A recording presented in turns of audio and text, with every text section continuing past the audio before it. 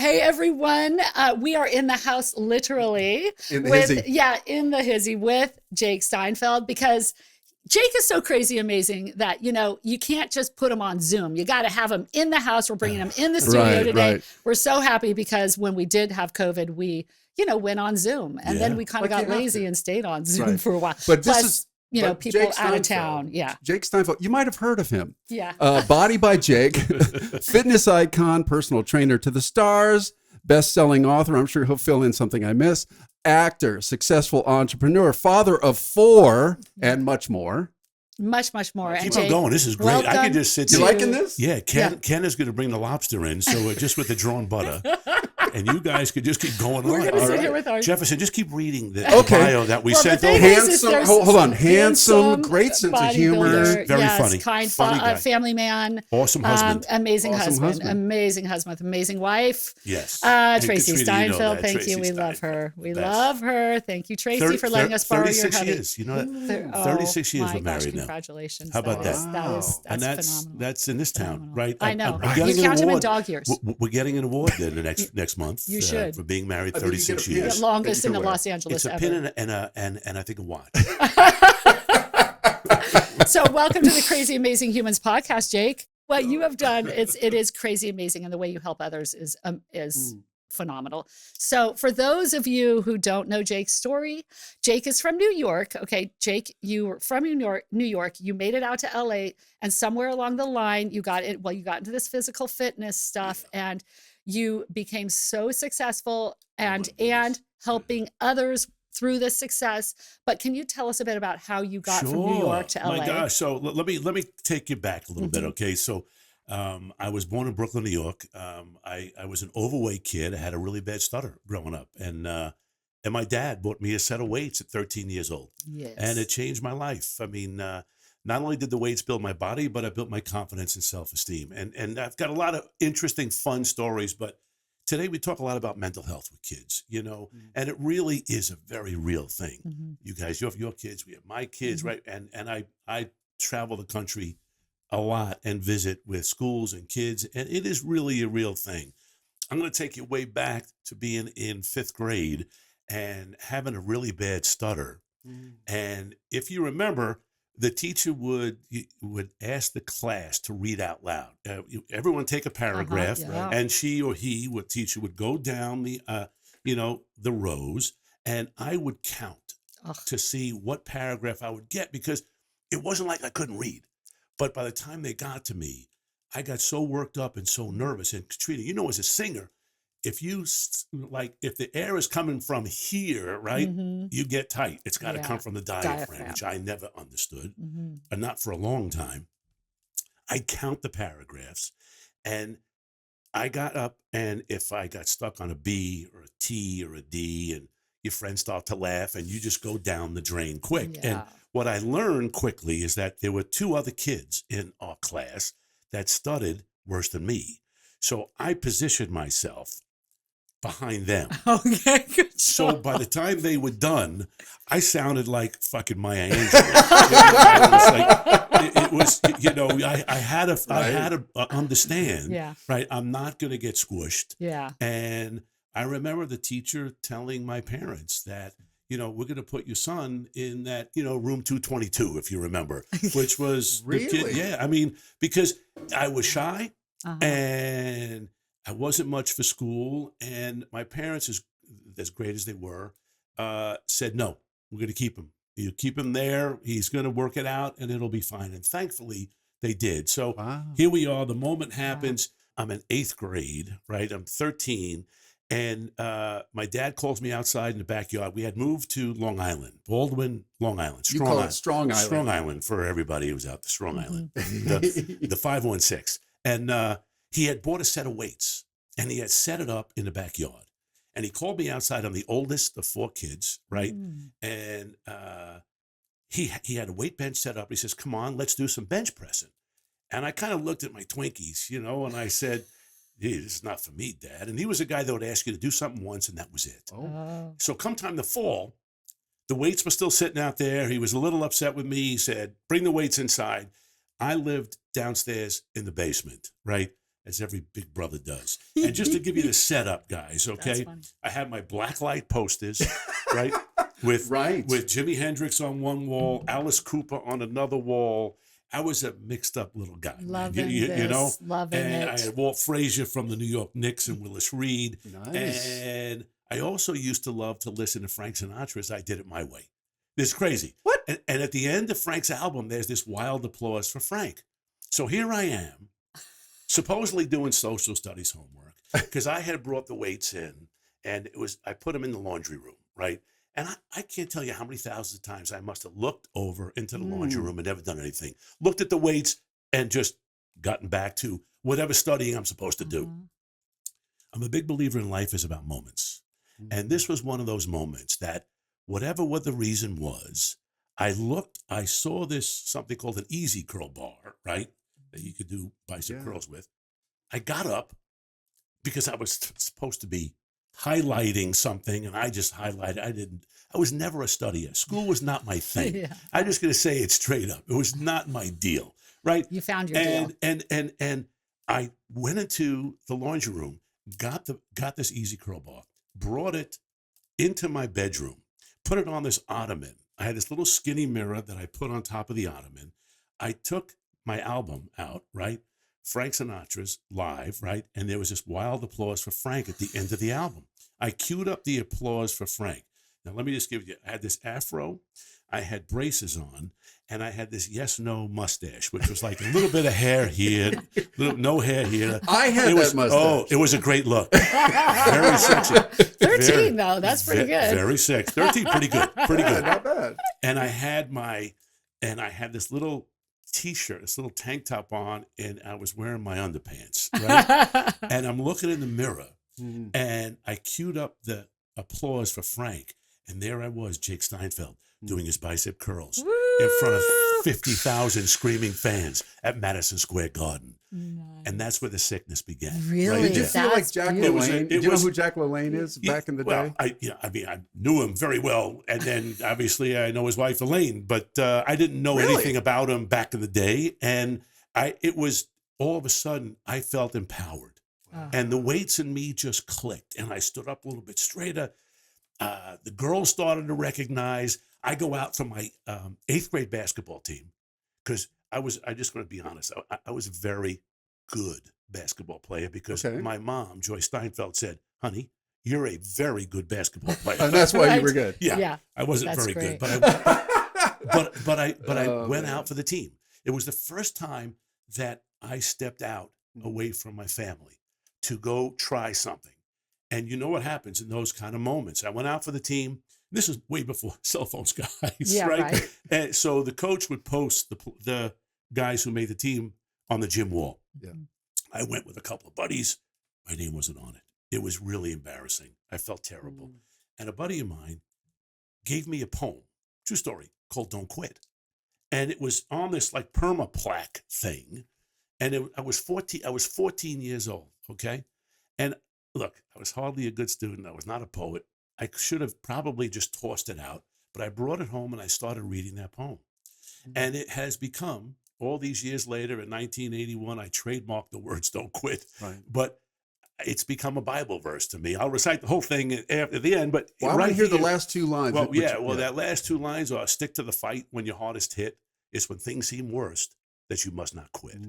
And that to me empowered me. And I just said, like, as I've done in my whole life, I run on emotion. I want to become Mr. America. That was it, right? And I go to college upstate New York, right? I'm the first one in my family to go to college. My mother and father didn't go to college. Wow. My dad dropped out of high school to take care of his family. I mean, it's for big time. You know, Cornell University. Wow. Oh, great. I went to Cortland down the street. That's right. I was in the vicinity. Yeah, I was upstate New York. It was upstate. I love it. Upstate. Right. Went to school in upstate New York. Yeah. That's great, though. Good. And where I got into the school to play lacrosse. And I was not a great lacrosse player either, but I was a face-off guy. So if you know the sport, you would face off and then you would get off the field. So here's the moment. Once again, life's about moments, right? My life, like all of our lives, are about moments. And you either go left or right. And those are the decisions that we make, right? Scrimmage in Syracuse, at Syracuse. It's probably October, November. It's hailing, sleeting, whatever it was. I face off, probably won the face off. I got off the field and I'm standing on the sideline becoming like this lacrosse ice sculpture. And I'm thinking to myself, what am I doing? There's no such thing as professional lacrosse. I'm going to go to California to become a bodybuilder. And I remember the moment because I go back to my dorm and my mom would call every day to check in. You know, how's poli-sci, how's math, whatever it is. And this one day she calls. I took a big deep breath and I said, Ma, I'm going to go to California to become a bodybuilder. Silence. Herbie, pick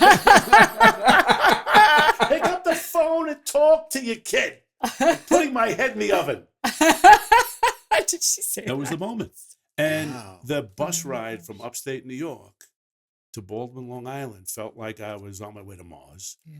But you know when you have a dream, we talk about Jefferson, Katrina, your dreams in life, when you finally say it, it's this sense of, oh, wow, I said it. And then immediately, holy shit. Yeah. Right? And what are they going to say? How are they going to respond? And I got home and my parents were as great as they always were. Look, get it out of your system.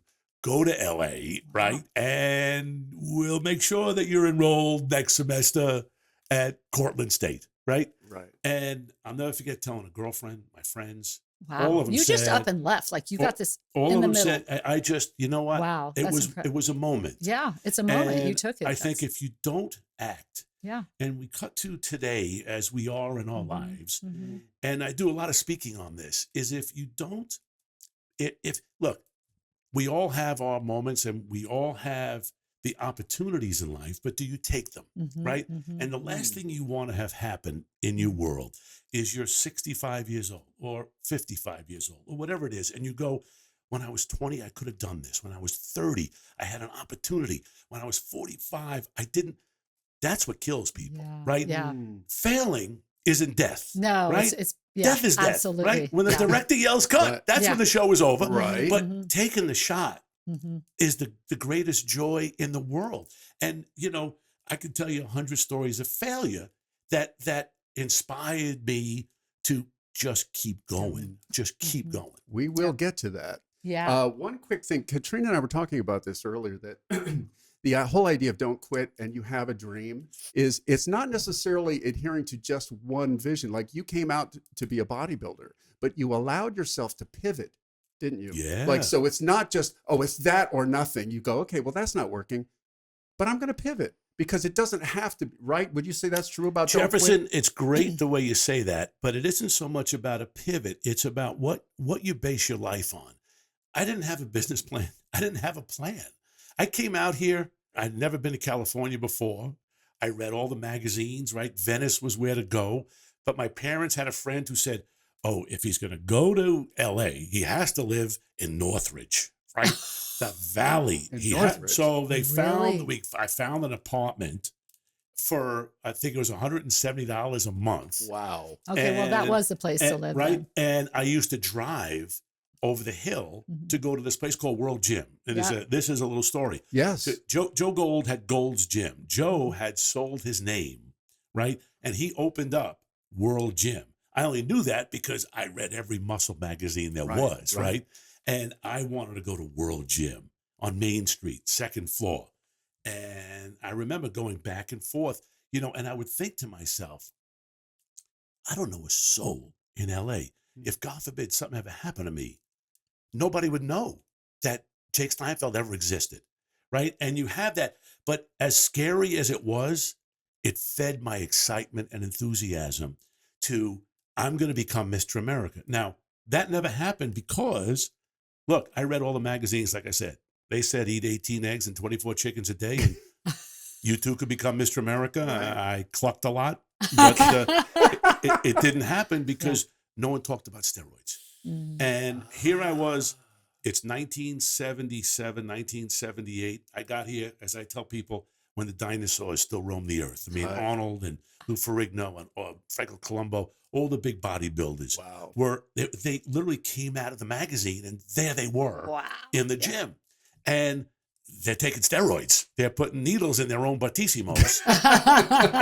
and I'm looking, and I'm going, there's something wrong with this picture. Yeah. And I will be, as I always am in everything that I do, very honest. I was afraid to put a needle in my own battissimo. Yeah. But that dream of, I'm going to become the biggest guy, Mr. America, that moment again, right? I had to make a decision. And I talk to my kids, Tracy and I talk to our kids a lot about decision making. And if you have to think about something too long, it's probably something you shouldn't be doing. Think I about love that. Right? I love that. That's great. And I remember the moment where I just said, Mr. America, not going to happen. And I immediately went to hearing a girlfriend say to me, like back in New York, you know, you're never going to make it. My friends telling me you're never going to make it. To my parents saying, the room is ready. When you come back, we'll get you back in college. I love working out. I love how I felt when I worked out. And I said, I'm going to stay here. So I'm going to the gym. And this is a pretty crazy story. I'm coming over the hill back from a workout from Venice. And I stop in Encino at this place called Save On Drug Store. And I'm going to get some toiletries. It's 1978. And I'm shopping around. And a woman stops me and says, could I ask you a question? And I said, sure. She says, have you ever heard of the group The Village People? And I said, well, I'm more of a Jethro Tull guy, but yeah, I know the Village People, you know. She goes, have you ever heard of the song Macho Man? And I said, I just heard it on the radio. She goes, you know, you are the Macho Man. And I go, you are the Macho Man. well, thank you very much. Now, just to give you the setup, right? I was probably wearing an extra medium Baby Gap t-shirt, right, with my orange dolphin shorts. I love the dolphin shorts. I was so tan, and I had a mustache. Right. Okay? Oh my goodness. She introduces herself. Her name was Susie Frank, head of A&R at Casablanca Records. She said, "How would you like to pose on stage with the Village This People is crazy. next I love Saturday what you're night?" saying. Wait, so I go. Now I'm thinking. Wait a second. I used to go to a lot of concerts, whether it's Madison Square Garden, the Felt Forum, wherever it was, Nassau Coliseum. And I always heard about groupies. And I'm thinking, you want me to pose on stage with a rock and roll band? Yeah. I go, I'm in. She goes, oh, by the way, we can pay you $100. And I go, am I on Candy Camera? I'm looking around Save On. And she goes, absolutely not. As a matter of fact, if you'd like, why don't you follow me? If you don't have anything going on, to Sunset Boulevard, Casablanca Records, so we could take care of the business there. And I go, okay. And I followed Susie Frank to Casablanca Records. I meet Neil Bogart, who was the head of Casablanca Records. I shake his hand. And as they're giving me a stack of albums, Donna Summer comes walking in. I shake Donna Summer's hand, right? Wow. Now, by the way, I'm 19. Oh my God. 19 Wow, years this old. is easy. So- I go, I'm gonna be a star. This is go, easy. oh my God. So remember, no cell phones. So we, okay, Jake, give us your address. We're going to pick you up on Saturday. And we'll take you to the concert and we'll let you know what's going to happen from there. And I go, okay, right? And if you have someone that you want to take, we could get tickets. And I go, well, I'm going to call my mom and dad, And they go, absolutely. I get home. This is I call my mother and father. I said, Ma, Dad are going to be a star. You have to come to LA next weekend and and my brothers at the time, I have two brothers, they were in summer camp. Every Jewish kid goes to summer camp upstate New York, nice. right? My little sister was only 6, was home. I said, and bring Nancy, right? So my mother and father with my sister come out to LA. I get picked up in a limousine for the first time in my life. They take me to the Santa Monica Civic Center. Visualize this, right? Yeah. Oh, I can say it. The sign, Village People, sold out. I get rolled in. I have a dressing room. They turn the Santa Monica Civic Center into a disco. So they take out all the floor seating, right? And they fill the place up. And I had gotten tickets for my mom and dad and my little sister. And I left them at will call. Very fancy. Oh, Very fancy. Jefferson, what can I tell you? I'm a macher. I'm a macher already. That's what it is. It's like so. I'm backstage, and I keep kind of peeking my head out, Katrina, like looking around backstage, going, I'm not seeing a lot of girls out here. I'm going, maybe they're all out front waiting for me. They're the groupies. Yeah, the groupies, right? Yeah. And so they saved Macho Man, which was the #1 song of the country at the time, for the encore performance. Really? So the stage manager comes and grabs me for the encore, right? They set me behind the curtain and they said, when the lead singer calls you out, come out and you pose to the song Macho Man, right? Man, had you practiced those? Oh, I did the whole thing. What were you wearing to go on stage? What were you wearing? Gold lame posing shorts. And that's it. Really? That's it. I got a picture. I'll show you. Wow. And I had the stash, and I got a little too much Johnson's baby oil. Can you have too much? I didn't know that you could. Well, but you did. Yeah, I'm witnessing. Yeah, So let me set this up for you. I'm standing behind the curtain.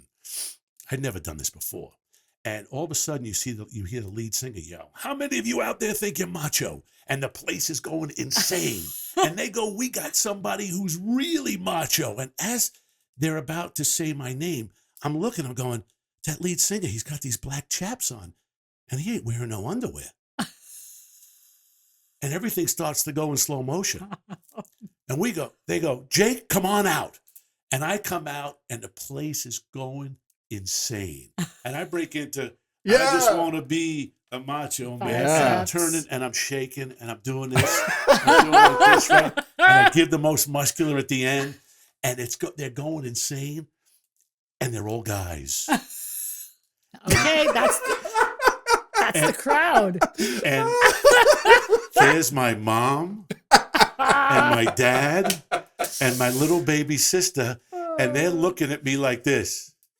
That is the jaw drop. Right. Okay. So They're it's like, over. "Okay, The honey." village people were great to me. I go back to my dressing room. I had a white Adidas sweatsuit that I zipped up, right?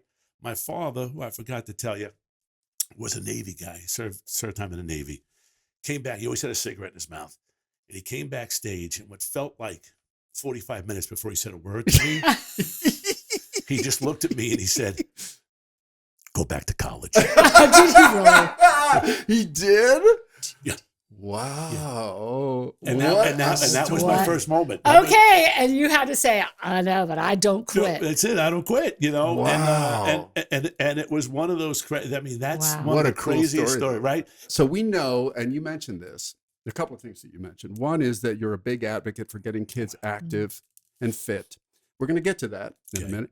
But along your journey, like you said, you discovered, I guess, starting in college, Don't worry, it's not lacrosse. Yeah. Hold on. Yeah. And you founded the first professional lacrosse league. Now, before I allow you to answer, I got to tell you, my dad played for the Cleveland Browns, and he and Jim Brown were good friends. Wow. Went to Syracuse as a lacrosse. If there was this league, He would have played. he would have played that instead of Wow, football. Jefferson. That's interesting. So I want to ask you about this lacrosse league.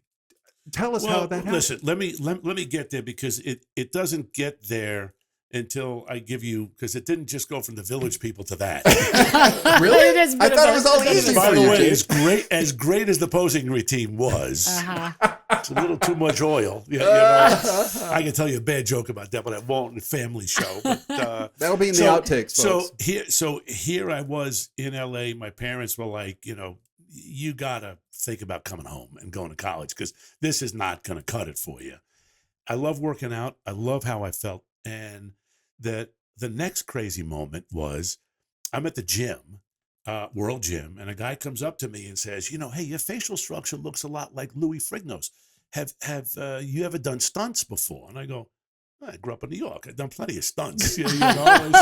They said, I haven't been caught for They him said, yet. "No, they're doing a new TV show called The Incredible Hulk, and they're looking for a stunt double for Louis." And I go, "Okay, what do you have to do?" They go, "Well, we'll get you on a list, and you go to Universal Studios, and they do a makeup test." And I go, "I don't know what that is, but I'm going." Yeah. I go to Universal. They put me in green paint, right? Oil base on your face. And they put another with this nose. They put another nose. Which Wow. Easy does it. Well, Katrina. sorry, but no, that's so weird. I don't remember him having a nose. That's supposed to be my Lou joke, Ferrigno making fun had of a myself. nose? I never saw Lou's Can we play nose. that back again? Wait a second. Edit that out. Cut was- that. no, Cut don't. that. Edit. Cut the You nose. should say it 9 times in a row. Ken. Hold on. Wow. I'm confused. Did Lou Ferrigno have a nose? Did anyone? No, I but mean- they put a nose on him, and there's Right. green yak wig, and his forehead. It was a monster, right? Okay. Right. So, and it was water based from the neck down, and there were no lines. You just looked in the camera like I'm looking here, and you Oh go like my this. God. You go. So I'm in the shower getting the stuff off, and some guy goes, "Could you start on Monday?" Oh my And I go, gosh! wow, Listen to okay. your life. Yeah, I Were said, you still okay. 19 at this point? I'm You 20 now? 20 now, right? Oh my And gosh! and in between doing the Hulk, I'm living in Studio City now. So I moved because I had to be close to the studio. You kicked So- Northridge to the curb and went. Northridge. Now I'm in Studio City, Yeah. and I'm in this apartment complex where it's predominantly out of work actors and actresses, right? Waiting for work. And I'm sitting at the pool. I'm catching whatever good musclehead does, you know. Get On some my tan off on. days, I'm catching rays. I'm bouncing in a bar at night, and I'm sitting outside one day, and this girl comes over to me, and I had seen her there a couple of times, and she had said, "Hey, I see you out here sitting in the sun a lot." And I go, "Well, okay, great. Am I in your way? You know?" Yeah, right. And she says, "No, I just I'm interested to find out. I've got a commercial that I have to do. It's a Club Med commercial I'm doing. I have 6 weeks to get in shape, and I have to wear a bikini. And do you think that you could help me with an exercise routine? Because I like how you look, but I don't want to look like you." Now, this was 1979. It's important. Jane Fonda was just coming on the scene. And Katrina, back in the day, you know, women were very intimidated by using weights because they Yes. thought they were going to get big muscles, right? So she said, "Could you come up with a workout routine for me?" And I go, "Yeah, okay, sure." She goes, "How much is it going to cost?" And I go, "What do you mean?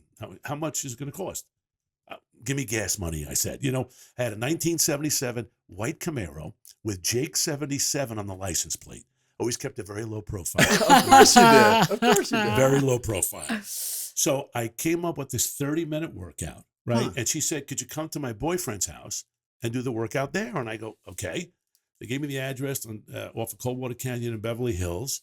And I came up with this workout using a broomstick, right? A towel, like resistance training, right? Really? So Interesting. if I would hand you a towel, Katrina, and I would say, "You pull up on the towel," right? And I'm going to pull down on the towel. Oh. And I would have you do 10, 15, 20, 30 reps. That's really I would be giving you a whole lot more resistance than if you were to have 2 10-pound 10-pound dumbbells. weights. But psychologically, it's a bath towel. Right. I do the same thing with your back, with towel pulls, tricep extensions. Yeah. We use the chair for dips and push-ups, that's really cool. and then graduated to 2 cans of Mama's tomato paste, right? And I just I said, "Let me just do 30 minutes. It'll be fun." She seems like she doesn't have a whole lot of time. Yeah. And my workouts that I always did and continue to do, I love the gym, but I hated hanging around the gym. I got my workout in and I was out. Yeah. So I said, "This is how I'm going to do this thing." And by the way, nothing for nothing. It wasn't like this was a plan. Yeah. I'm going to help this nice lady out, right? And she's going to give me gas money for my 1977 white We'll take Camaro, it. right? Yeah. With Jake 77 on the license plate. The address in Beverly Hills. I go to the house. I knock on the door. And if you weren't on the cover of, you know, Musclehead Digest, I don't know who you were. Guy answered the door. Turns out to be Francis Ford Coppola. What? What? And I just look at him and I go, "This dude could use a workout."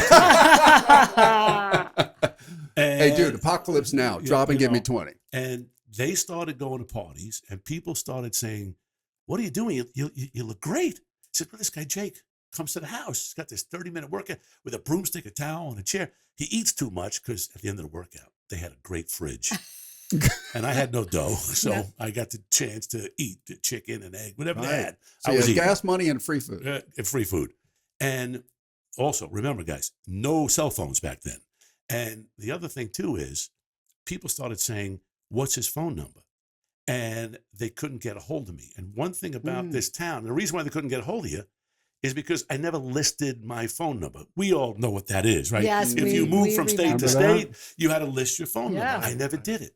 And in this town, as you guys know, if you're good and people want to get a hold of you and they can't, they seem to want you more. And it became this mystique of, who is this guy? Right. You got to get him.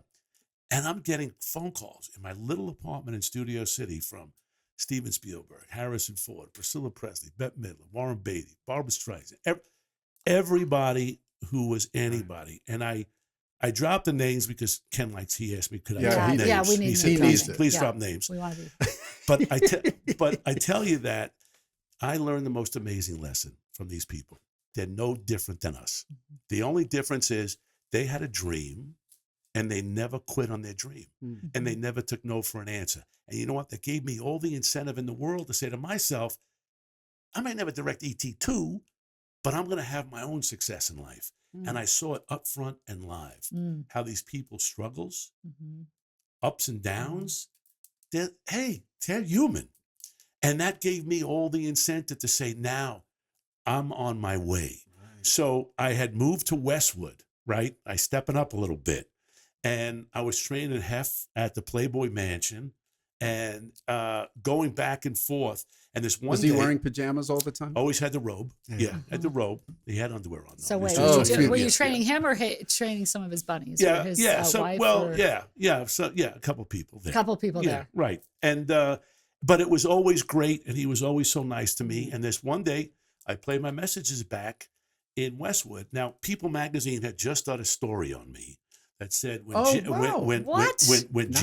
Jake Barks, Spielberg, Ford, and Terry Garth during that time, I trained Terry for Tootsie, right? Who's awesome lady, and she used to go to our church. I gotta say, I've been very blessed by every one of these people that I mentioned have all been big brothers, big sisters, family members throughout all these years, and it's been terrific, And we know a lot of the same people, but I will tell you, they've been just amazing. So. Incredible. I get a message on my machine from this guy named Ted Turner, who leaves a message saying, I just read an article on you. Now, remember, I have to keep setting it because I know you have a big audience and a very diverse audience. There's no cell phones. There's no Google. Right. There's no internet. This is 19. Just on your this is phone 1980 now. Like we're at the top of 80, right? Okay. And this is on your answering machine. It's on an answering machine in Westwood. That's what we had too. They were called answering machines. It was an answering machine, right? And he said, I would like for you to consider doing a fitness show. I have a new cable network called Cable News Network, and please call me back. Now, I don't know if you know this or not, but Westwood didn't have cable yet.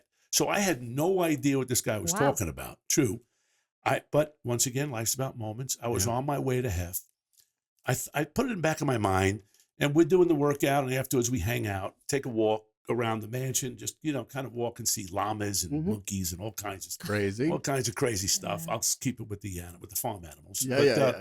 And I said, oh, but listen, by the way, do you know a guy named Ted Turner? Because of course I do. I said, what's the deal? And I can remember it like it just happened yesterday. Wow. And we also didn't have the internet to look up who is Ted Turner. Right. You couldn't, right? Katrina, Google. that was it. Mm-hmm. And he said, why are you asking? He called and he wants me to do a fitness show, and I don't want to because I'm now getting cast in TV shows and movies from the different people that I'm working with. So John Landis puts me in Into the Night, I'm doing a lot. I'm doing movies and television shows, and I'm going, I don't want to become Jake LaLanne, right, Jefferson? So he said, well, you should think about this, Jake. This is what Hef says. And I'm thinking, what if I do a commercial, right? What if I do a commercial where this guy, Ted Turner, pays me to promote me, right? And he goes, go ahead. That sounds like a win-win. And I said, and he says, go ahead. I go, can I use 12 Playmates? He says, what do you mean? I said, as my models. What are you talking about? I said, well, if I'm going to do these commercials, I want to do a demonstration of exercise, keep it fun and upbeat. He goes, yeah, absolutely. So, that's cool. So, and by the way, it's famous by association. So the people made me, put me at the top of the heap, very honestly, a lot of these folks. And I go to Spielberg's house next, right on this hit parade of mine. And I tell him this idea. And I said, could I use the beach behind the house on Broad Beach? He goes, no problem. So Ted Turner, true story, gave me $30,000 to do 200 one-minute vignettes. 200 one-minute vignettes. Oh. So I had myself, 2 Playmates with a broomstick, a towel, or a chair, and here's how it would go. And I did 800 of them for 4 years. Hey gang, I'm Jacob Body by Jake, and here's your fitness tip of the day. Today, we're working the old buttissimo, and we're going to do some lunges. Here's Katrina and Jefferson with me. and we go do the 10 reps, and I look in the camera and say, it's going to be an awesome day. Remember, stick to the fight when your hardest hit. It's when things seem worse that you must not quit. Don't quit. See you tomorrow. And that was the bit. And unbeknownst to me, well, it ran 3 or 4 times a day in the States, but it ran 10, 12 times an hour around the world because TED had no advertising. It was the cable news network was brand new. Wow. Right? So cut to it's 85 and I'm training Harrison and Wheels for Temple of Doom, right? And tell the folks who Wheels is. Spielberg. That's his nickname for Steven Spielberg. Wheels. You know what it was? I have given everyone nicknames my whole life, going way back to my stuttering days, because if your name was Debbie or even Katrina, was hard for me. Mm-hmm. So I'd come up with a fun nickname that would be make you smile, but I would be able to say the name. And also, me coming into your house, you're famous, and I'm not, it kind of relaxed both of us. And I wanted to bring you back to junior high. Yeah, right. That's so really cool. No matter how wealthy or famous you were, I have a nickname for you. Yeah. Right. So Harrison was H. We're in London. Now, another crazy story, right? Crazy human stories is where he's shooting Temple of Doom. I was shooting Temple of Doom with him. No, I wasn't. And he was doing some second unit stuff, as you know, Katrina, right? And he had a driver, Colin Morris, and the scene was over. And I always hung with him. After the scene was over, he said, "Hey, let's go get a beer." Now, I said, no problem. He took off the fedora, took off the leather jacket, right? Gave it to his driver. He put it in the trunk, whatever it was. In every town in London, every there's a pub. So let's stop. We walk in. As we're walking in, I said, look, if it gets crazy, I'll take care of things for you, H. Don't worry about it, right? Now, I was a bouncer. We walk into the pub, and it was not a very big pub, but it was crowded. And we get to the bar, and people start making a fuss. They're making a real fuss. Not about Harrison, but over me. And they're saying, right, mate, aren't you one of the American footballers? Now, unbeknownst to me, the Kansas City Chiefs had just scrimmaged at Wembley Stadium for the first time in 85. American football. Right, you're the American footballer. Yes, I am, as a matter of fact. Right. What number? Well, I was 77 was my number, my lacrosse number, And people that was my dad's number too. Was it? People coming over. Awesome. Must have been an awesome guy. People coming over, grabbing me. I mean, women, guys, and they want to buy me beer. And I go to turn to like, I go, wait a minute. And I go to H like to give him a look, and he's gone. Like, well, I know I'm getting a ride home tonight, right? For sure getting a ride home. Wow. And I'm talking to people. Man, it must have felt like an hour, but it's about 3 or 4 minutes, right? Everyone's asking me the questions about what's it feel like to play at Wembley. Oh, the greatest time of my life, guys. I had so much fun out there the other day. It was great. And unbeknownst to me, people starting out, they're screeching. Like they're going, like this place is on fire now. People are going crazy. I'm thinking, well, they must like my buttissimo too. Right. This is great. And as I'm saying that, I'm feeling that people have left me. There's a couple of overweight guys want to hear about football, and I turn and at the front door, H puts the fedora on and the leather jacket, and he stands there and he goes like this to me. That is a flip off if for you're just everybody. listening to this podcast, that would be the bird, I believe it's That called. was the flip off, and you learn you don't screw around with movie stars. You know, and it was a great moment. Yeah. You will recall, by the way, the question was about lacrosse, so we'll get to lacrosse at some point. We'll get there. No, he's getting the setup here. Now. I understand. We like Ken it. said that we were doing a miniseries. It was a 9-episode. We're going linear here. We're not jumping. We're not jumping. Thank you, Katrina. Yeah. I like to do that linear, right? I do that. So all this, right? I've been very blessed to be able to parlay the famous by association into lots of different things, books and videos, and TV shows and television networks, and all because the end of the day is I just took a shot. it wasn't that I had an understanding or knowledge of the medium or an understanding of how do you go about doing something. I just did it. Now, look, a lot of times I fell on my face, but sometimes, and you hear a lot of people talk about the fact that you learn more in failure than you do. I do like having the prize. That's a great thing. But, you know, you really do see what's inside of you when everyone is telling you no. And in life, my thing is, you know, no is halfway to yes, if you think about that. No is halfway to yes. If you believe in yourself and you believe in what you're doing, then you're not going to get in my way of it.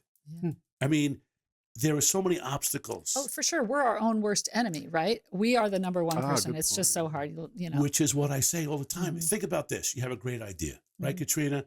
You have an unbelievable idea. You might even write it down. I talk to people about this too. Write your ideas down on a piece of paper. It becomes real, not on your phone. Write it down. You put it on right next to your bed, right? You're excited. You wake up the next morning, and before you have your cup of coffee, you come up with the 19 reasons why you can't do this. It's true. Right? So before you walk out the door, you've stopped you. And the whole idea is get over that. Change the words I can't to I can. How do you change those words I can't to I can? And every one of us are very different. So when I trained all these people, right, whether it was Harrison, who was incredible, Bette Midler, I trained for down and out in Beverly Hills. She was out of business before. She had just done a movie called Jinxed with Ken Wall. She was out of business. And they had asked me to train her. And I remember she was awesome. I mean, first of all, the funniest, the greatest of all time. And I remember I was being gentle. And I would say, come on, Bet, let's go down. Let's get 20 reps.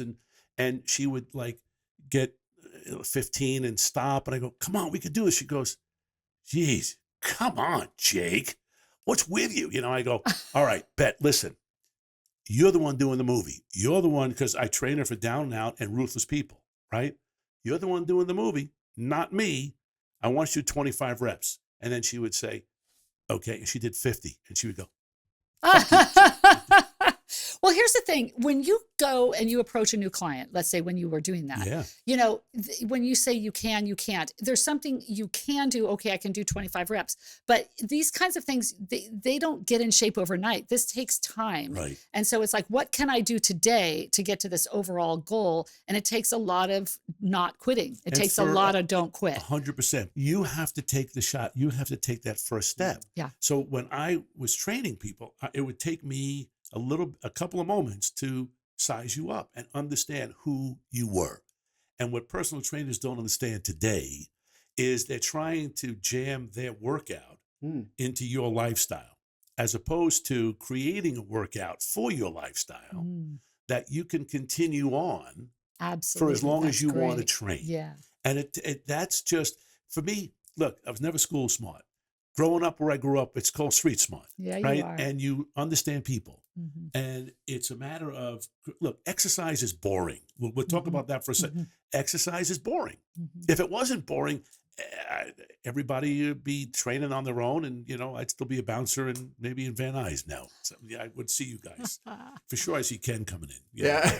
No, it takes discipline. It's exhausting. Yeah. But, you know, to Katrina's point, what's cool about, and this must be why you were so and are so successful at this, is that you do not say one size fits all. Like you said, you assess where are you at, because you're really part psychologist in what you do. Yes. But you're 100% right. And it's like anything, you know, you listen, you become a good listener. And one thing that I learned, right, I used to do Larry King's TV show on Cable News Network and his radio show.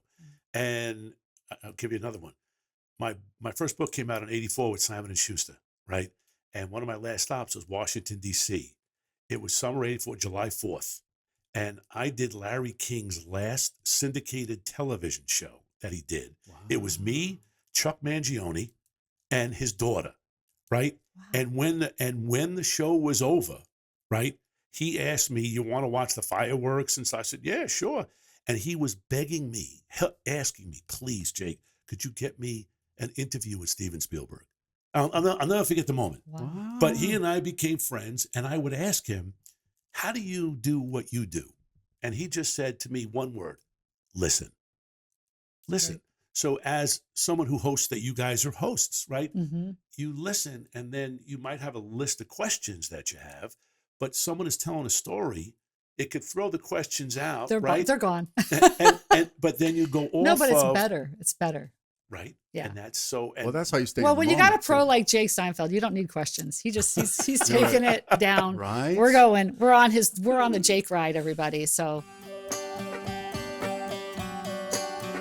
Hi, this is Ryan Boyette, and you're listening to the Crazy Amazing Humans podcast. Make sure to subscribe to your favorite podcast platform and on the Crazy Amazing Humans YouTube channel so you'll be the first to know when a new episode comes out. Today's episode of the Crazy Amazing Humans podcast is brought to you via Apple, Google, Spotify, or wherever you get your podcasts. All episodes are free, so make sure and subscribe today.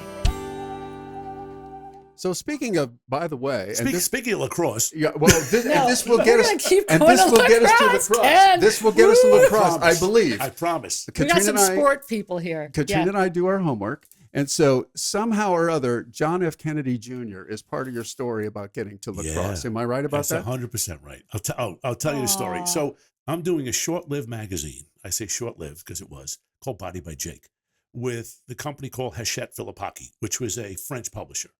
And the publisher is a guy named David Pecker, who ran Hachette, terrific guy, and convinced me to come over to do the magazine there called Body by Jake. I have 6 weeks to go. I have 0 advertisers. Oh, now, I looked at doing magazines for many years, Katrina, and I just thought, there's nothing that I could do that would be different. Tracy gets in the mail the first issue of Martha Stewart's magazine, if you remember that one, right? And I opened it up and I looked and I go, oh my God, this is incredible. It's gorgeous.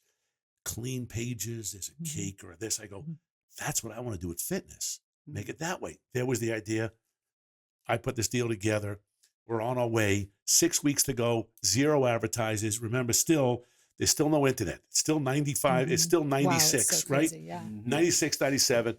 And I'm reading Advertising Age, Ad Week, and all this stuff like that. And I always called it dialing for dollars, where I'd see a name, I'd circle it, and I'd get a phone number and call. But on this one day, I see this guy named Dave Ropes, who used to be the CMO at Reebok. Paul Fireman signed my first endorsement deal at Reebok in 1980. Wow. Okay, and this guy Dave Ropes, just a few years ago, was the CMO at Reebok when I was doing Fit TV, because I brought Paul in, and he bought down a 10% stake. It was the first time an advertiser bought equity in a cable television network. Wow! So now I'm seeing Dave Ropes, CMO at Ford. I go, oh, I'm calling Dave. I know so him. I call up and I go, Dave, it's Jake. He goes, Jake. I go, congratulations, man. He goes, thanks, buddy. I said, look, man, I got this new magazine. I need 5 pages from you. He goes, Jake, I just got the job a week ago. I go, that's why I didn't ask you for 10 pages. Right. That's right? so good. Right. He goes, I can't do it. I go, buddy, I'm out of business. If I need your help. He goes, Jake, give me a month. I go, a month, I'm done. He goes, I'm sorry, I can't do it. I go, wait, what if I deliver John Kennedy? He goes, what? He goes, yeah, I could deliver John Kennedy Jr. He had a magazine called George at the time, right? Wait a second, you bring John Kennedy Jr. to Detroit? I go, as a matter of fact, I'm going to bring David Loren, Ralph's son, who's doing a custom pub job called Swing Magazine. It's what kids were doing in their 20s. Yeah. And he says, you bring John Kennedy to Detroit, I'll find those pages. I go, done. Hang up the phone. I had never met John before. What? Right? You don't even know him. No, never. What? And I called David Pecker and I said, David, and I laid out the scenario and I said, could I come to New York? Could you introduce me to John? And can we hang out for a couple of days and then we can all go to Detroit? I'm pretty confident we can get pages, meaning advertising pages. Yeah. Come to New York. We hung out for 3 days. Now, I don't know if you've ever met John or not, but he was an amazing, I mean, we know a lot of well-known he went to people. Brown, and he was at the same time that Ken was there. So Ken knew John. Oh, wow, man. Well, This guy was a special guy. And the great thing loss, about him, great loss. he was a great runner too. He used to love to run. So I had him in the gym. He was crappy in the gym, but then he said, I'll come to the gym, but you can run with me, Jake. And I would stop like we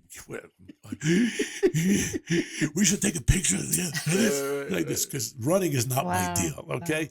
So we get on a plane, we go to Detroit, everybody gets their pages. It was an awesome moment. And on the plane ride back, because we all I flew with those guys over, and I went back dirty, you call it, flying commercial to LA, right? Mm-hmm. And we switched magazines. So they gave me an issue of George and an issue of Swing, which was David Loren. Now, by the way, David today runs Ralph Lauren, right? And he was 20 years old at the time then. So I'm opening up Swing magazine, and I see a guy holding a lacrosse stick. Jefferson, we got to your story. All right. Woo! Took us an hour. I love it. We got you had played this when you were freezing in New York, and now it's like coming. Well, you had your epiphany to go out west when you were playing lacrosse. Yeah, right. And here was the moment, though. But here's what the moment was, right? Mm-hmm. Yeah, and here's what it was. I'm reading this article about this kid named Dave Morrow, who was a Detroit kid, went to Princeton. Started a company in his dorm room called Warrior. And I'm reading this. I'm going, this guy's like a young Phil Knight. Let me call him. You know, like I did. That's what I do this every day. I mean, this every day. And I got David Lauren. I said, hey, could you get me to the writer? Wrote this piece on this lacrosse kid. I want to talk to him. And I got Dave Morrow on the phone. We had this great conversation. And the last thing I say is, there is such a thing as pro outdoor lacrosse. And he goes, no. I go, there is now. And that was May 1998. And I launched that league for this reason, guys, because this is the reason, right? I played in school. I wasn't very good. But if you were a basketball player, you could have a poster on your wall of, like I had, Willis Reed or Walt Frazier of the Knicks, or your favorite star, right? And or any athlete, a football player. Right. In lacrosse was over after you finished college. Right. And I wanted to create an opportunity for a kid to have a dream, to have hope, to play professionally. Right. That was the reason. And everything that I do, guys, revolves around three things: hope, health, and family. And if you look back, now I can say that now because I can kind of put those in nice little packages, but that's what I was doing every single step of the way, with everything that I ever did. And, you know, look, I've had a lot of success, but a lot of failures. I mean, you know, the lacrosse thing was really interesting, but it was, look, there's no book that you can read to say, here's how you start a professional sports league. Right. I was going to say, well, how did you start this league? Right. You just had to. You know, I did. I just made phone calls. Yeah, you just made phone calls. I'm starting a league. This here's is the happening. thing. The world lets you be what you make them believe you are. Yeah. The world lets you be what you make them believe you are. Right? And if you say, like fake it till you make it. You know, that's the short version of it. Is that kind of right? Jefferson, that's the short version, and I think that's, you know, you're faking it, but you're working hard at it. Right? Because people want to buy into success. Look, you think about this. Each of us are a brand. Everyone who's listening right now is a brand. We are a brand. And you want to think about how you promote and present your brand every day, right? And if you're not honest, if you do things that, you know, you take shortcuts, you cheapen your brand. And we talk to our kids like that, the same exact way. And if you live your life in a way of, you know, how are you remembered by not what you bought, but what you built? I love it. Wow, that's good. And your reputation, like you were saying when you were building your Body by Jake brand, your reputation many times preceded you. People said, hey, this guy knows what he's doing. Yes to hey, so Jake Kat, I have to quickly tell you something. So I want to show you how humble Jake is. So when you win the Stanley Cup in hockey, it's called the Stanley Cup, right? You know, and if it's football, it's what, the Lombardi Trophy. What do you think, if you won in lacrosse, what do you think the top prize was called? I don't know. I'm not sure. It was called the Steinfeld Cup. Woo! I like it. They're all names. Is it still the Steinfeld Cup? Because it is. It is. Well, the interesting thing is too. So I brought in some terrific owners. I had some really bad ones, but a couple of incredible ones. I mean, guys who became mentors to me. The great Art Modell, who moved the Cleveland Browns Yeah. to friends right? of my Hello. dad. Yes. Come on, really? I know the Art family. Modell. Yes, And absolutely. Art and his wife Patty, I used to hang with in Palm Springs Did before you they passed, really? but would always give me pearls of wisdom all the time. And then Pat Bolin, who owned the Broncos. We put a team in Denver that played at Invesco at Mile High. And Pat was just an amazing guy. And I had said to Pat at the press conference, when you guys win a Steinfeld Cup, would you please put it next to a Lombardi trophy? He says, Jake, when we win one, I promise it'll be there. And I've got the photos. Oh, that's so cool. I mean, Okay, all right. I love it. look, That's really great. I That love and the that. other moment was my oldest son, Nick, who you guys know, went to Bucknell and played lacrosse and was, an All-American, got into the league on his own and played for a little bit of time. And to me, I have a picture, in my gym, which I do of all of my kids. There's a picture of him as a little boy getting an autograph from this guy, Casey Powell. You guys wouldn't know him, but he's the Babe Ruth, who was the Babe Ruth of our sport, right? And now cut to 3 years ago, Nick is in the same, is in his jersey, and I get the chills when I say it. He's signing for some kids in the same place, like the same position Oh, that's as amazing. and that to me, with all the Michigas and all the insanity of all of it, and the league still exists under a different name now, but like anything in life, What's the name it's under now? It's called the PLL Okay. instead of the MLL, and But the championship Lacrosse trophy is still P. the same. no, it's Oh, not. As a matter of dude. fact, What? it's being shipped back. I'm getting it on Thursday. I'm bringing it here because I know you guys have 3 or 4 houses lined up next to each other. You continue to buy the whole neighborhood. I'm going to store it here. If you don't Yeah, mind. they've got some empty bookshelves for you. We Yeah, got that's plenty of right. room for that. I want to see that thing. That's cool. I'll bring it by. You know what? It weighs 110 pounds. What? No, true story. So when you do lift it, it's like everyone said, only you would come up with a trophy, because all the other trophies, they raise it one hand. You gotta Bring champagne out of you it. gotta bend your knees, right, and take a breath and Deep squat. right, Yes, bang, it'll be okay. ahead like that. Oh my gosh, that's amazing. Yeah. Okay. So Yeah. I was going to say, well, you have that amazing film, The Grizzlies. We watched it the other Oh, night. Yeah, I we loved it. really, Loved really it. like and that you were film. executive Like, producer yeah, on you that exec- film. yeah. Yes, it took me 16 years to make, but everyone has a story about that, and it was one of those things too. 16 years to make that? To get that made. Okay. Yeah, it took me 16 You're years to get it inspiring. made. You It was so, you I did guess in not quit. 2002. It was worth it. Yeah. It's I mean, that good of a film. Thank you. Why didn't it I'm just like, Well, why won didn't all I kinds hear of about that audience sooner? awards and- Yeah, Can won I a tell you lot. what Okay, happened? Can I yeah. tell you what happened? We were on our way to New York for a premiere, Uh-huh. and it was March 16th, I think, 2020. Oh, And I was booked. I was doing Good Morning America, and I was going to be on ESPN the whole day. Oh. They had me doing every show, and they shut the country down because of the pandemic. Yes, we have a story like So, that too. right, so we that all is do, right, but it was terrifying. one of- it was- that is it was one of terrible those because things. What a beautiful film Oh, about thank you. mental, like just so many different aspects of that film. Very Available on poignant. Netflix right now. Yeah, it is on Yeah. Netflix. I really highly recommend it. It's an Yeah. amazing Oh, film. it's a beautiful movie, Yes. and it's beautifully funny because done, well shot, well acted. Like And here's 30 seconds on it though, is when we were setting forth to make it. Now, this whole thing happened too. It's 11:30 at night. I'm watching Sports Center before I go to bed, brushing my teeth. And this was back in the day when Tom Rinaldi used to do those little vignettes. They always make you cry. I cried. Everything the guy ever talks about, I'm always crying. And there was this frozen tundra and a snowmobile going over this frozen tundra, and a voiceover comes and says, my uncle committed suicide, my brother committed suicide, and if it wasn't for the sport of lacrosse, I would be dead too. And I'm like, what did this kid just say? And it goes on to tell the story about this out-of-work teacher named Russ Shepard from Toronto who saw a piece about this town called Kuglatuk, where it's as north can go, guys, where the suicide rate was the highest in North America. And he decided he was going to make a difference. So he goes up to this town and he introduces the sport of lacrosse. They put a team together. In 3 years, the team hadn't won a game. But in 3 years, there hadn't been a suicide. Now, I'm like I this. know, yeah. Tracy comes in. What's wrong with it? I'm going. I got to call George Bodenheim my first thing in the morning, who ran ESPN. I called Georgie and I said, I saw this piece. I need to find the guy, the producer who did that. I got to get a hold of that teacher.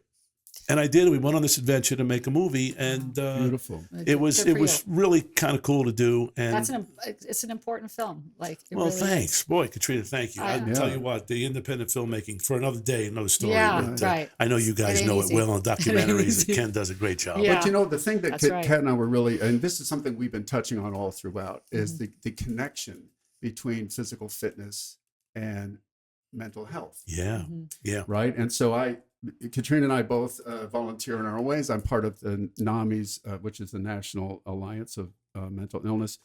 But what we're intrigued about is your advocacy for mental health through fitness, right? Yeah. Which is what that film talks about. So it's Yeah. not just Body by Jake, but Mind by Jake, Mind right? by Jake too. Yeah. So how can you expound on that a little bit more? So, you know, I've always wanted to give back. I always love giving back. And as we know, right, we've been blessed, you have to give back. And whatever you can do, whether it's your time, it's dough, whatever it is.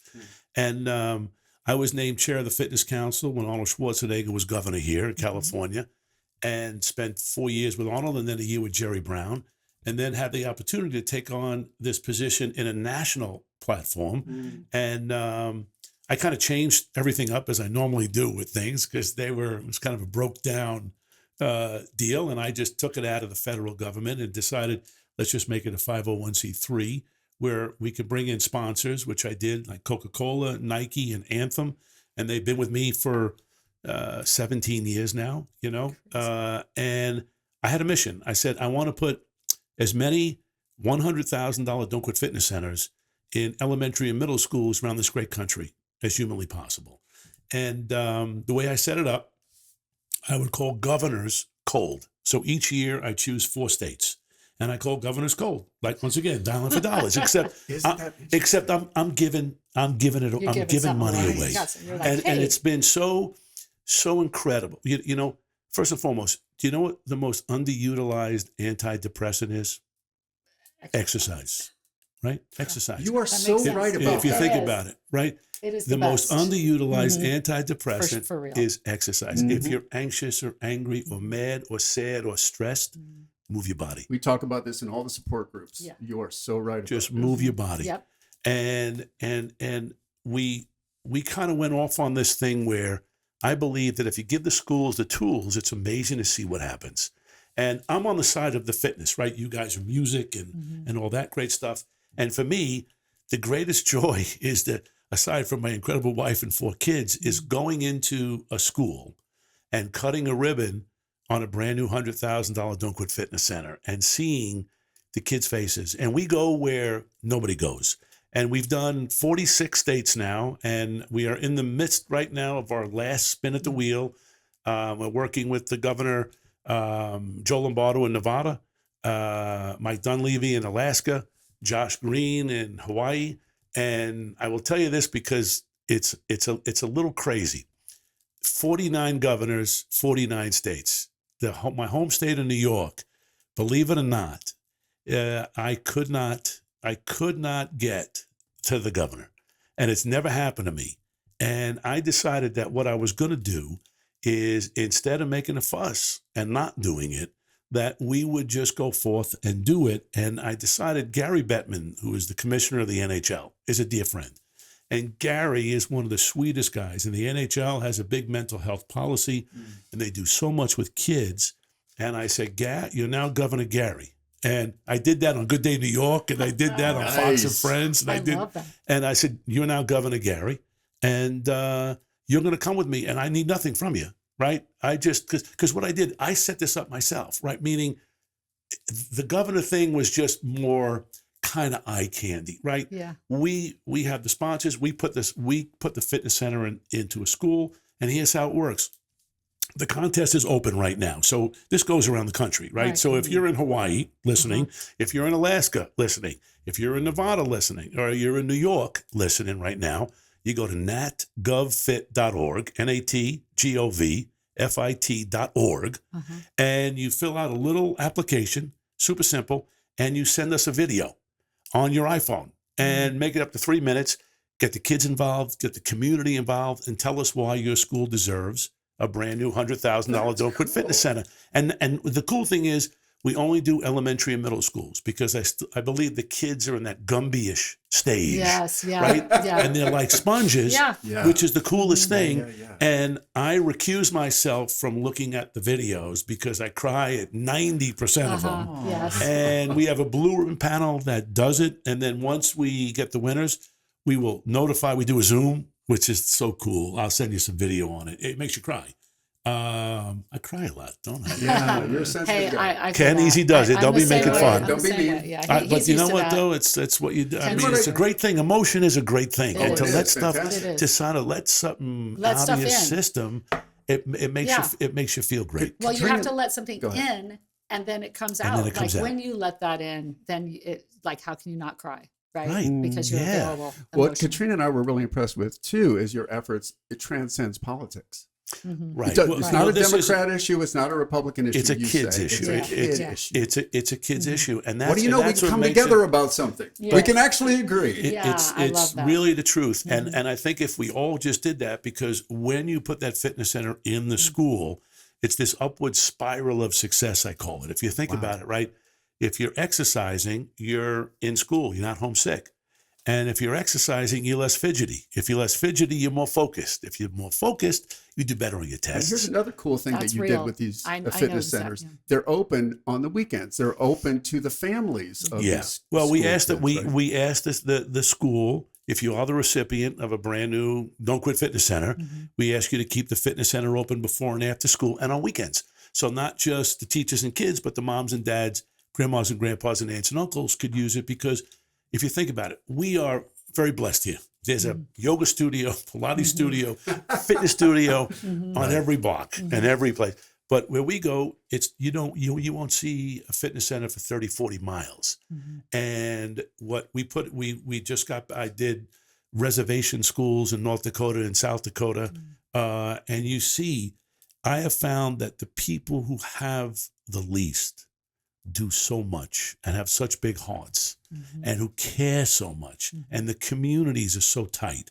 And I come back, I'm high. And, we read all this crappy stuff in the newspapers and online and on the news, how terrible this country is. I'm here to say it's not. We live in the greatest country in the world, and the people are great. There's always going to be chuckleheads on the left side and the right side, but the majority of people will work with each other. And I'm here to attest to that you see so many people working together for the future, because our kids are our most precious resource, right? If you think about it, if our kids are strong, our country's going to be strong. Absolutely. And now we can stand up, take our caps off, and sing the national anthem. I know, but you're right. And honestly, this podcast was born out of that concept of there's so much bad news. We just need to tell stories of good news, because I can just throw a stone from where I live and land on someone who's doing something really crazy, amazing. Right. And so I'm like, there are just so many people in our lives. So many people that we have on this podcast are Ken's and my friends, people we know, as well as in other references. But that's because that's what inspired this podcast, are the people around us that impress us every day with the good things they're doing, and there's too much bad news out there. So that's why you that's have why we're great here telling energy, these though, stories. Katrina. Your energy is awesome. Every time I see you, you're always smiling, and I'm very serious. Jefferson, I don't know about you, but Katrina, they put up with me. But Jake, that's why having you, your energy. That's why so many people gravitate towards you. Wow. The kind of joy that just is around you. You bring it in. Everybody wants to say yes to Jake Steinfeld, because that's what's amazing. No, honestly, your story is so inspirational. It really is. Well, we're still writing it. We're still writing it. Yeah, and I've had the privilege of knowing you, and our kids go to full disclosure. Our kids went to the same school, same school as Arnold Schwarzenegger, who made you this. I'm going to read it. The chairman of the California Governor's Council on Physical Fitness and Sports. And so, of course, with all of this connection, my burning question would be, in an arm wrestling match, who would win, you or Arnold? Oh, I kill him. Did I hesitate? No, thank you. By the way, that'll be the follow-up podcast. We'll film that. Okay, well, I'll give him a beating right now. Is he here? So I have a question for you that, and you've touched on this a little bit. You're obviously very positive and we can feel it. I mean, it just exudes off of you. But we know that everybody and everyone listening has gone through tough times, pain, setbacks. So we're curious, when you experience those things, not only in the past, but even now, if it happens to you, for our audience and for Katrina and I, and especially for Ken, how do you process that, incorporate it into your life, and then grow from it? That's a great question. You know, throughout my whole life, you always have things happen, right? Negative things happen. Absolutely. And I used to get bummed out, and it would take me some time to get over something. And I found, once again, my poem, and I would recite that poem. And I will tell you this, and this is true, no matter what. Someone tells me no in a deal, something goes wrong. I recite the poem, I take a second, and I'm back. And it's the truth. I don't let myself get into that downward spiral. Well, right, that's your mantra. That poem's your mantra. I mean, that's a real thing that you can say those things. And I can say the poem. You're like reprogramming your brain. That's what I do. That's exactly right, Katrina. Okay, so wait, I think you have to say the whole poem. No, I will. I mean, I got it. But the thing is that when something goes wrong, something goes sideways, you get told, no, you're working hard on something and it doesn't work. Or something happens with your family or something goes on. Instead of, you know, I need to take care of business. That's me in my own mind. And look, I run on emotion, 1,000% emotion. I wear my emotion on my sleeve. So it's important that I have to regroup. So whether I sit by myself, I walk into my car, walk into my office, and I just take a breath. And when things go wrong, as they sometimes will, when the road you're trudging seems all uphill, when the funds are low and the debts are high, and you want to smile, but you have to sigh, when care is pressing you down a bit, rest if you must, but don't you quit. Life is queer with its twists and turns, as every one of us sometimes learn. And many a failure turned about when he might have won had he stuck it out. Don't give up, though the pace seems slow. You may succeed with another blow. Success is failure turned inside out, the silver tint of the clouds of doubt. And you never can tell how close you are. It may be near when it seems so far. So stick to the fight when you're hardest hit. It's when things seem worst that you must not quit. Don't quit. Don't quit. Drop the mic on that. That is so right. So that's my new tattoo, by the way. I'm going to need a lot of skin to put that on. That's good. There's a small licensing fee for that. But, who wrote that? I can have my attorney. Who wrote that? That's an anonymous poem. Wow. It was an anonymous poem. It's been around for years. There's some people that took credit for that, but the words "don't quit."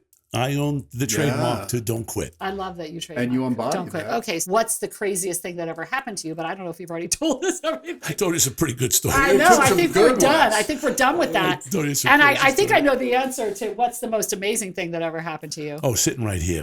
You win. Sitting right here. That's funny. Sitting right here.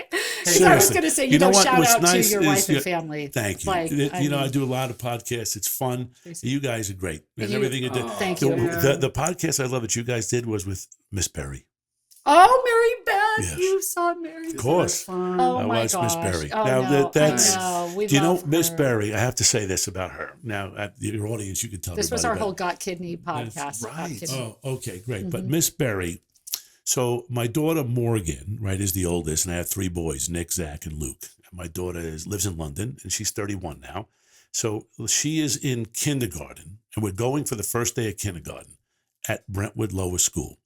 And we were psyched, you know, and we're sitting in what was the little auditorium, right? And Miss Berry gets up, and I'll never forget her saying, "You're going to blink your eyes, and they'll be graduating." And it was like, but I just said to Tracy, I said, "Gee, come on, lady, let's have a minute here. We can enjoy, right?" But you know what? Yeah. I never forgot that. Yeah. And it goes so quick. Fast. And I tell Miss Berry that every time I see her, that I've never forgotten that moment. And it's like, you see how quick. And it's important that you spend time, you know, Absolutely. and we know, and you guys are Well, it's incredible true. parents, but you have to spend time because it goes so fast. And like with this show, if you're listening right now, you're in a fight with somebody, you're mad at somebody, make up. Absolutely. What's the hardest thing to do is to say you're sorry. Yeah. What's the hardest thing when there's separation, there's time? Try it. I just did it on something. Wow, right? that's hard. It's not easy to do that. It's very difficult. It's very difficult. You got to suck it up. You take the ego, park it outside, and just say, because you're the one holding the energy of whatever negative it is, and you just, you know what? I've been doing that for the last 6 months with people that I haven't spoken to in many years. Yeah. Right? You know, I've been involved in lots of things. Like I said, a lot of things didn't work out. A lot of things didn't work out, you know, business-wise in my life. And I decided that I was going to pick up the phone and just make, not a text, not a email, but call. Yeah. And just to say, hey, what's going on? How you doing? That's been a long time, you know. It was 30 years ago, buddy, or 40 years ago. And you feel better. Yeah. And it's just, I think it's a thing like, look, I tell the kids that when we cut ribbons on it, because we have like a pep rally in the school. And it's myself and the governor. And, you know, I speak to the kids and tell them my little story like we did here. But I say this, which always gets everyone's attention. And it's a middle school. And I go, you know, 30 years from now, someone in this audience, right, will be standing up here. And they'll be making a speech like I just made about giving back to the community. And maybe mentioning my name or not, but you give back to your community. And that's what we all need to do for each other. And that, then I go into, if you're in a fight with somebody, the easiest thing in the world to do is smile. You know, open the door for somebody. The simplest of things. Absolutely. And if you start from there, it's amazing to see what happens. I do this all the time with my kids. I go, like, I was just in New York, right? And we're walking down, we're in Central Park. I say hi to everybody. I just say hello. It's amazing. You have to try this. Say hello. Because people, you know how many muscles you use in your face not smiling? Yep. And how few muscles you use when you do smile? Yeah. It's a test. Check it out. You say, how's it going? Hi. It's amazing to see the reaction you get from people. You just say, hey, how you doing? Hi. Yeah. Absolutely. That's sort of what Ken and I do all the time. We're like always smiling, saying hello to everybody in the neighborhood. We created like we have such a community here, really, because of just by being friendly to people, because it's easy, especially in the big cities where everything's so impersonal. Right. I do think, and we have a whole thing on this podcast about kindness. Yes, we do. And, do the line. It's like, do one small thing to, Well, I was just going to make mention of the fact that your Halloween extravaganza is for the community. I mean, that's a community. Which, by the way, you know what? We came this year, and it's been my fault. You've invited us for 25 years. And, almost as long as we've been inviting you to the podcast, and you've been putting us off. But we came this year. It was unbelievable. It was the most amazing, fun party. Thank you. I'm glad. It was so much community. fun. And you guys are awesome. It started all for the community. So we have 10,000-15,000 people are outside trick-or-treating throughout the time, throughout the night. And then we have, our party came secondary, but it became because our friends would come and they'd want to trick-or-treat from here because their kids would want to do our haunted house. And so, okay, come on. And then we'll go in the backyard and I'll get some pizzas. And then we'll all have some pizza and then we'll go trick-or-treating in our neighborhood and we'll come back. And so then it started like that. And the pizza became tacos and became bigger and bigger. The table that you guys, with all the different, with the trains and the haunted stuff. And but you guys do, you know what? If you're going to get up in the morning, you might as well win, and but on every level. And what you guys do, we have a little party. You guys do it. You said, we're committed, we're doing it. I mean, I saw little Easter guys. There's bunnies around here right now. I mean, I'm a little, because I got my feet up high because a couple of bunnies are coming close. Hey, Katrina and I have an observation. Okay. As I mentioned, I grew up with a celebrity father who was a hero to strangers and neglected his family, sorry to say. Right. But here's something you did, which we are very impressed with. Our audience probably knows that you were in the first Coming to America with Eddie Murphy, sitting host. Yep. And so, fast forward to the Coming to America 2, and you were asked to be in the movie. Yeah. But you turned it down because you were going to go visit your son. Yeah. Am I right about this? Yes, he was doing his first semester in Rome, and we were going to visit. But the other side of it too, Jefferson, it's very sweet. I just couldn't reprise that Academy Award-winning appearance. How do you improve on perfection? That's what he's saying. I just, that is like, that's Academy. I'm surprised that I have not been recognized, but maybe you guys can start. Well, next year you're going to get an honorary. It was a draw. Steinfeld Cup is coming your way. Steinfeld Cup is coming your way. But that is impressive because once you reach celebrity, you kept your right, Kat? Yeah. You kept your perspective of like, this is all wonderful. Well, the thing the is, glitter you should and see these 4 amazing kids, amazing wife. wow. Yeah. And well, but family, guys. But making that family, choice is not lost on It us. wasn't a choice even. It wasn't even a choice, guys. I will promise you it was. The thing is this, though. Is family comes first. It's always come first. When my kids were little, I used to travel a bunch, everything that I was doing, from the infomercial stuff, I was doing home shopping. I would used to go to Tampa for 17 years, right? But I would do a show, get done, get on a plane, and come home. And I don't do breakfast or dinners. We just don't do that. Well, now the kids are grown, we do, but I would only do lunch meetings because I always had breakfast with my kids and dinner with my kids. And I love the newspaper. I'm old school. I still read the paper. So, I love the paper. I love the paper in the morning. And when my kids were growing up, I would pass the paper around each section and we'd look at it, whether they looked a little bit or not. And we would say, we're going to talk about it at dinner. And that's the thing. And look. Family advice. I love that. I love this little But I think it's super important. And the thing that I've been blessed with too, as yourself, I think the fatal mistake that I made, if we're being very candid here, is I brought my brothers in to work with me. And it was a bad idea. It didn't work out. And it unfortunately ended miserably. Oh. And we, I'm gonna practice what I preach here, talking to you guys. But I have brothers who are twins, and I have a little sister.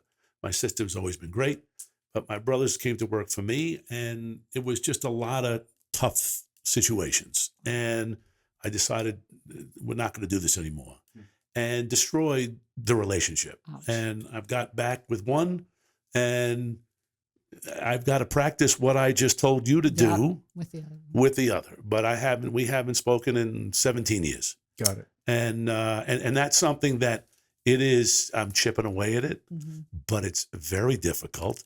And, he has a daughter who's very famous and, incredibly talented. She's incredibly sweet. And my kids, they're all friends. They all get along well together.